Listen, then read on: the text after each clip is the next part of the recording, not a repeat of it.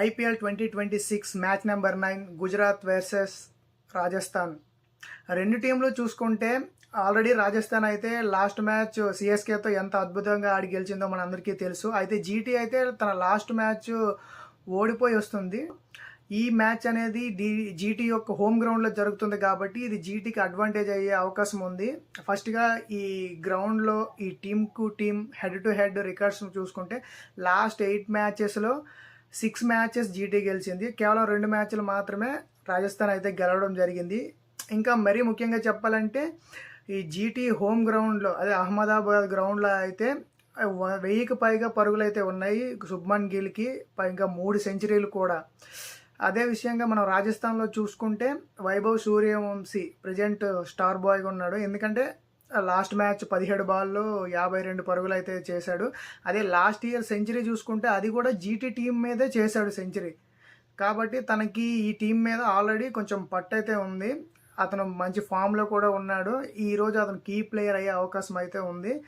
ఇంకా 2 టీంలు ఓపెనింగ్ అయితే ఒకటి జీటీ అద్భుతమైన openers Sai Sudarshan and Shubman Gill. Last year మొత్తం దగ్గర టీంలో 70% రన్స్ అయితే శుభ్మన్ గిల్ అండ్ సాయి సుదర్శన్వే ఉన్నాయి టీమ్ స్కోర్లో మొత్తంలో.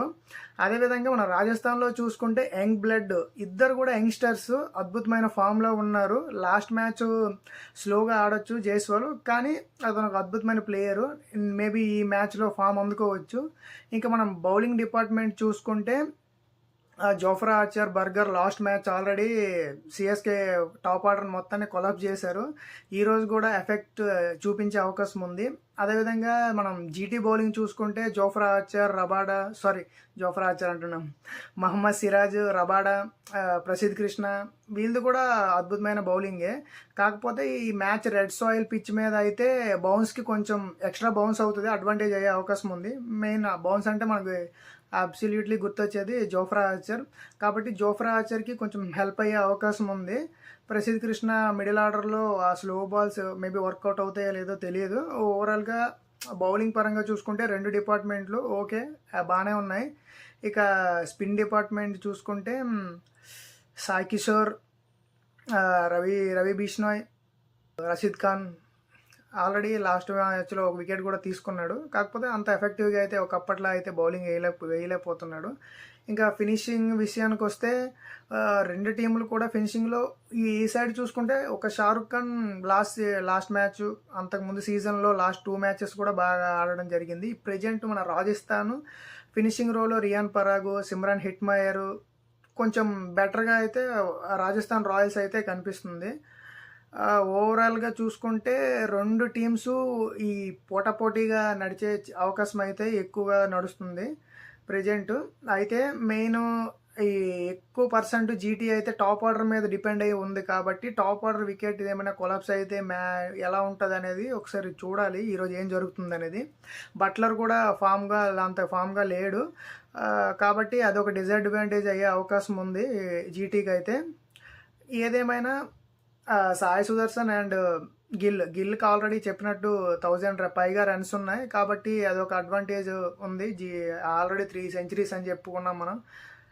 కాబట్టి ఇంకా మెయిన్ ఇంకో స్పిన్నర్ మనం మర్చిపోయాం, స్పిన్ ఆల్రౌండర్ రీప్లేస్మెంట్ అది ఎక్స్చేంజ్లో తీసుకున్నారు కదా మన సర్ రవీంద్ర జడేజా కూడా లాస్ట్ మ్యాచ్లో ఒకే ఓవర్లో 2 వికెట్లు తీసుకున్నాడు. తన సెలబ్రేషన్స్తో హాట్ టాపిక్ అయిపోయాడు. తర్వాత మాట్లాడాడు అనుకో, అది ఆ సెలబ్రేషన్ కొంచెం హాట్ టాపిక్ అయ్యింది. అయితే రవీంద్ర జడేజా కూడా తన ఎఫెక్టివ్గా లాస్ట్ మ్యాచ్లో స్పిన్ బౌలింగ్ అయితే పడడం జరిగింది. కాకపోతే తన ఒక రికార్డుకి అయితే దగ్గరలో ఉన్నాడు. 4000 రన్స్ అండ్ 200 వికెట్స్కి నియర్ ఉన్నాడు. ఇది తీసుకున్న 2వ భారతీయ ఆల్రౌండర్ అయ్యే అవకాశం ఉంది ఈ మ్యాచ్తో. చూద్దాం మరి రికార్డ్ బ్రేక్ అవుతుందో లేకపోతే సమం చేస్తాడో, అది తర్వాత విషయము.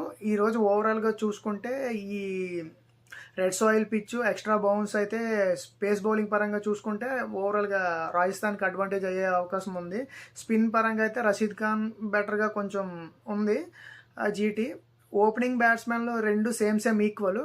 కాకపోతే మనం ఆల్ డిపార్ట్మెంట్స్ చూడాలి కాబట్టి ఓవరాల్గా finishing, spin and pace bowling పరంగా అయితే రాజస్థాన్ అయితే కొంచెం బెటర్గా ఉంది జీటీ కంటే. ఓవరాల్గా నాకైతే ఈరోజు ఎందుకో రాజస్థాన్ అయితే గెలిచే అవకాశం ఉందని అనిపిస్తుంది. మీకేమనిపిస్తుందో కామెంట్ చేసేయండి. మరిన్ని వీడియోస్ కోసం please like, share, subscribe. Thank you.